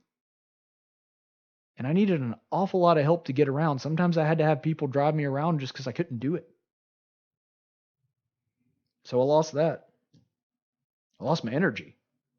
I was always a very energetic person. And frankly, I don't need a whole lot of sleep. That all changed when I went on chemo. I mean, I was tired constantly. I would wake up from a nap exhausted, and I had slept for like 11 hours that day. And it's a lot better now, but still not the way that it was. Still have trouble with that. Lost an organ. I mean, I'm not going to get into any of the gruesome details, but that was major surgery, and it took a long time to recover from. I'm still not fully recovered from it, and that organ's never going to be back. It's just a part of me that's not there anymore. It sucks, but that's the way it is, and there's not a whole lot I can do about it. I even lost a girl that I had been seeing. Now, granted, I don't think that she broke up with me because, she found out I had cancer. I don't think that that's what happened. But because of that, it was a real strain being able to see her or being able to spend time with her. And frankly, I don't blame her for wanting to be with somebody that was healthy and vibrant and was going to be able to see her a lot more often, especially because she lived so far away. So, we stopped seeing each other. She didn't want to see me anymore, and I hated it, but I understood. But it is something else that I really believe the cancer cost me. So there was a lot of unpleasantness in all of that. But I wanted to tell you what I gained. For one, humility. I realized that I wasn't invincible. That I couldn't just live the kind of life that I did beforehand. And I had to realize that a lot of the things that I was proud of, I mean, not that I was ever like a built bodybuilder or something like that, but I mean, I was in really good shape. And having all that taken away, especially as somebody who honestly kind of prided himself on always being healthy, I'd never been to the doctor. When I went into the ER to get my cancer diagnosis 2 years ago, that was the first time I had been to the doctor since I was 8. I just never got sick, ever. And that completely changed. I gained a level of humility that I would not have otherwise. I became much more empathetic. I'm going to be honest with you. Empathy does not come easy for me. I'm a facts and logic guy. I think you get that probably from watching the show. I don't easily connect with a person and really understand or feel their pain. It's not that I don't want to. It's just it's hard for me. It became a lot easier after I got cancer. For example, when they would talk about some old person that was having trouble to get around, all of a sudden I understood that and how frustrating that was. When they were talking about somebody that had been sick, not even necessarily just with cancer, but couldn't leave the house for a little while, all of a sudden knew what that felt like. And so it became much easier for me to empathize with people. And that was an area that, frankly, I needed an awful lot of help in. And sort of going along with that, I gained compassion. I could see somebody and see their plight, and I cared a lot more than I did before. Not because I didn't care before, but it was a more immediate response, and I didn't have to think about it quite as much. Compassion came a little bit more naturally for me afterward, because I knew what it was like to really suffer. Not as much as a lot of other people. But the point is that experience changed the way that I thought about other people. Fellowship. I gained fellowship. I'd always had a good relationship with my brothers and sisters in Christ. But it's different when you're fighting for your life. All of a sudden, it's kind of like being in a foxhole. You bond with people a lot quicker when you're in that situation. When you have to rely on somebody to take care of you, you bond with them in a way that you just don't otherwise. And so, in a lot of ways, I gained fellowship and became really more aware of the people that really cared about me. That's something that I honestly wish more people could have, not through cancer, obviously, but something that more people appreciated. And going along with that, there was a level of spiritual intimacy I felt not just with other people, but with God in a way that I hadn't before. Felt closer to him. Felt like I kind of had to be honest.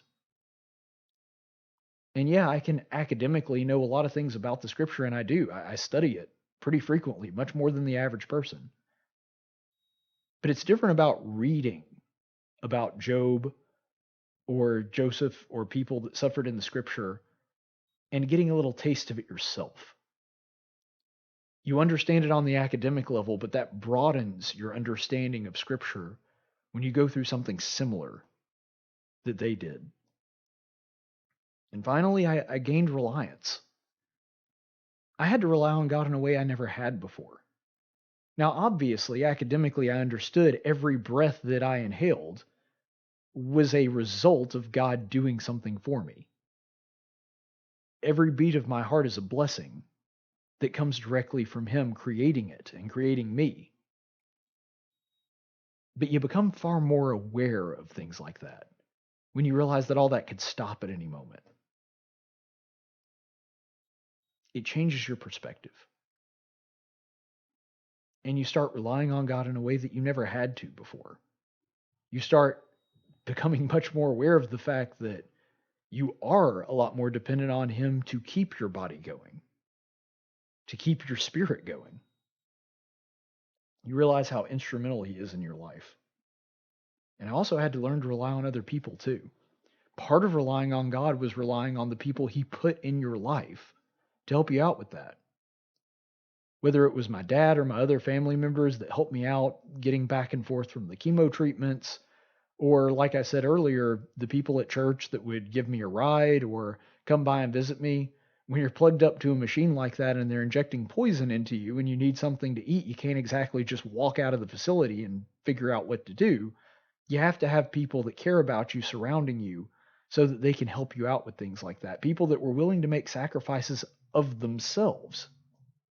And in my case, that was even more true because I didn't have insurance at the time. Now, luckily, the charity program at Baptist helped me out an awful lot too. But my first surgery and a lot of my early medical expenses were covered completely by people at church, my fraternity brothers, and sometimes people I didn't even know. It made me much more aware of the fact that I can't do it on my own, that I need God's help, and sometimes that help comes in the form of people He's put in your life. Sometimes probably that aren't even aware of the fact that they're playing a role in God's providence. Look, I'm nowhere near where I need to be spiritually. Not even close. But I'm closer than I was before the cancer. And for that, I'm grateful. And for that, even though I know God's not the reason that I got cancer, I do think that He did what God normally does and make the best out of a horrible situation. And I was able to become closer to Him because of that, just like the guy in the passage that we looked at from Mark. I can't help but tell people what God has done for me. Now, in my case, it's a little different because I haven't been ordered not to. In fact, the Apostle Paul talks quite a lot about using your suffering as a testimony to others. And now I really have a better understanding of what that means. But I understand a little bit more this attitude from this deaf guy that Jesus healed. Because I'm telling you, with stage 3 cancer, the way that I had it in my numbers, there is no way that I should have been able to recover that quickly. I'm absolutely convinced and cannot be convinced otherwise that that was the direct result of prayers. My doctors were astonished that I bounced back as quickly as I did, especially considering what a slow start I got and how advanced my cancer was by the time they got to me. And the truth is, if it were not for the kindness of my brothers and sisters and complete strangers, I would be dead right now. There's no question about it. I would have died. This would have been a death sentence had it not been for them being able to pay my way to get the treatment that I needed. I am alive today because God stepped in and saved my life. Just like this guy. And because of that, in that same mindset, I can't help but tell people what God has done for me. Stay the course, friends. Tactics is a production of News Radio 1440 and Cumulus Media Montgomery. Any opinions expressed on this program are those of the host and do not necessarily reflect the opinions of Cumulus Media. The theme song for Tactics is 6 Foot Town by Big and Rich. Graphics by Jessica Dawson. Broadcast studios provided by Cumulus Media Montgomery. Location studios provided by the Dalraida Church of Christ. Copyright 2019.